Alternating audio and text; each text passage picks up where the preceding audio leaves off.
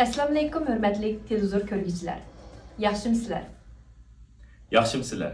Dünya Uyg'ur Qurultayı Tor televiziyasining kunlik xabarlar programmasiga hammanglar xush kelibsizlar. Men riyosetchi İftixor Abdurashid. Men riyosetchi Zumraday Erkin. Bugun çarşamba. Hörmətli ko'rmanlar, tövəndə diqqətinizlər kunlik xabarlar programmamızın təfsilatı bo'lsin.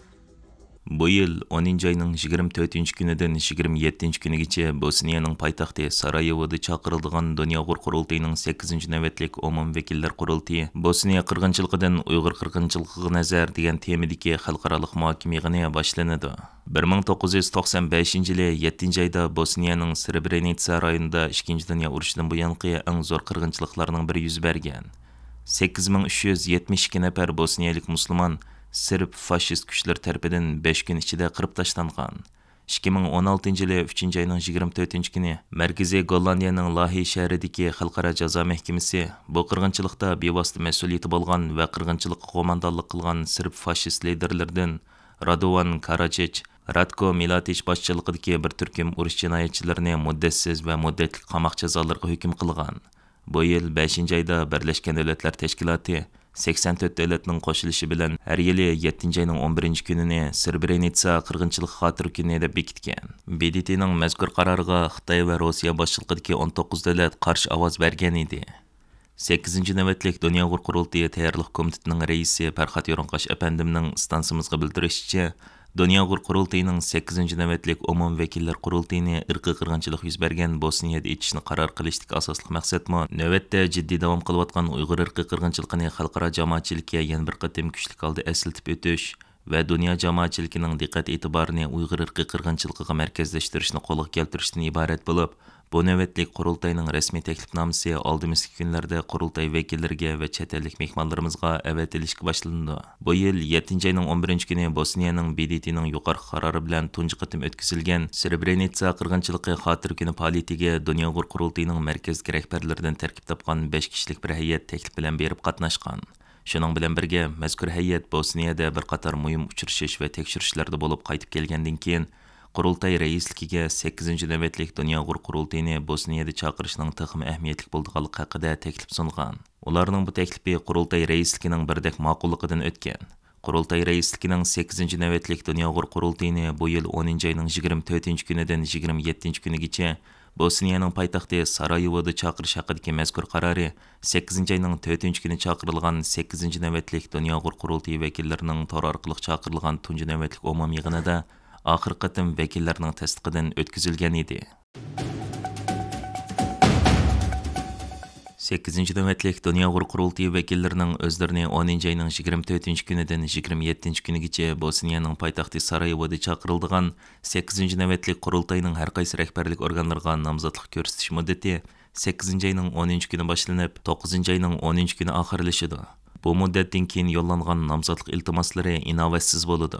Qurultay tarkibidagi rahbarlik organlari va ularning salohiyati, xizmat doirasi, majburiyatlari, shundaqla qurultay rahbarlik organlariga nomzod bo'lg'uchilarga qo'yiladigan konkret shartlar haqida 8 navbatlik Dunyo Uyg'ur Qurultayi tayyorlik komiteti nomzodlar komissiyon tarafidan qurultay vakillariga ma'lumot, tushuncha va izohat berilishga boshlandi. 8 navbatlik qurultayning tovanlik organlarining 33 nafar mas'ullari qurultay vakillari tarafidan vakillar ichidan demokratik usulda saylab chiqiladi. Dunyo Uyg'ur Qurultayining raisi 1 nafar, Dunyo Uyg'ur Qurultayining muavin raisi 3 nafar, Dunyo Uyg'ur Qurultayi ijroiya komitetining raisi 1 nafar, Dunyo Uyg'ur Qurultayi ijroiya komitetining muavin raisi 4 nafar, Dunyo Uyg'ur Qurultayining bosh taftishi 1 nafar, Dunyo Uyg'ur Qurultayining muavin bosh taftishlari 4 nafar, Dunyo Uyg'ur Qurultayi fondining raisi 1 nafar, Dunyo Uyg'ur Qurultayi fondining muavin raisi 2 nafar, Dunyo Uyg'ur Qurultayi yoshlar komitetining mudiri 1 nafar, Dunyo Uyg'ur Qurultayi ayollar komitetining mudiri 1 nafar, Dunyo Uyg'ur Qurultayi ichki ishlar komitetining mudiri 1 nafar, Dunyo Uyg'ur Qurultayi uchur axborot markazining mudiri 1 nafar, Dunyo Uyg'ur Qurultayi tadqiqot markazi mudiri 1 nafar, Dunyo Uyg'ur Qurultayi diniy ishlar komitetining mudiri 1 nafar, Dunyo Uyg'ur Qurultayi ma'rif komitetining mudiri 1 nafar, Dunyo Uyg'ur Qurultayi madaniyat komitetining mudiri 1 nafar, Dunyo Uyg'ur Qurultayi qonun komitetining mudiri 1 nafar, Dunyo Uyg'ur Qurultayi muhojirlar markazi mudiri 1 nafar, Dunyo Uyg'ur Qurultayi nashriyat markazining mudiri 1 nafar, Dünya Uyghur Qurultayı Səhiyyə Komitetining müdiri 1 nəfər. Dünya Uyghur Qurultayı Ekologiya Komitetining müdiri 1 nəfər. Dünya Uyghur Qurultayı Xitay İşləri Komitetining müdiri 1 nəfər. Dünya Uyghur Qurultayı Kişilik Hüquq Komitetining müdiri 1 nəfər.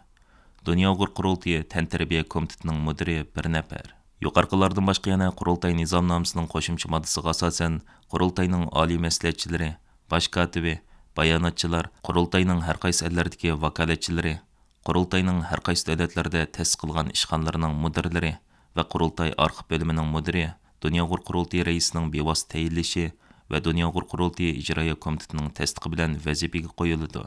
8-ci navbatlik Dünya Uyghur Qurultayı tayyorlik komiteti nomzodlar komissiyasining mas'uli Samet Abla apandim bu haqda stansimizga qilgan so'zida mundaq deb ko'rsatdi. Xuddi ilgirki qurultaylarimizda ta'kidlaganimizdek, 8-ci navbatlik qurultay saylimida milliy da'vo ishlarimizning kelgusi izbosarlarini yetishtirish va iqtidorli yoshlarni qurultayimizga jalb qilish maqsadimiz bor. Shundaq bo'lg'achqa, vakillarning ichidagi yeshi 40 dan tuvan bo'lgan yoshlarning dadillik bilan o'zini nomzodlik ko'rsatishini alohida tashabbus qilamiz. Yillardan beri xonim-qizlarimizning yakka va boshqa guruhlar bilan elib borgan siyosiy faoliyatlari va uning milliy da'vo ishlarimizga qo'shgan hassasi favqulodda zo'r bo'lib keldi. Afsuski, Dünya Uyghur Qurultayı rahbarlik heyetida vazifa olgan ayollarning soni xeyli oz. Bu munosabat bilan biz vakillar orasida fidokor, jasorat xonim-qizlarni tashabbuskorlik bilan Dünya Uyghur Qurultayı rahbarlik heyetiga o'zini nomzodlik ko'rsatishga chaqiramiz.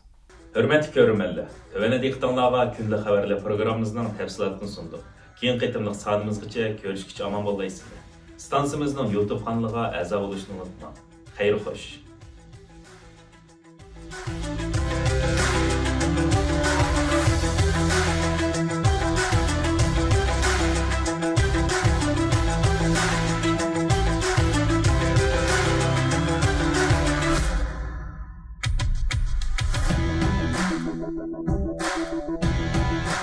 Jungle.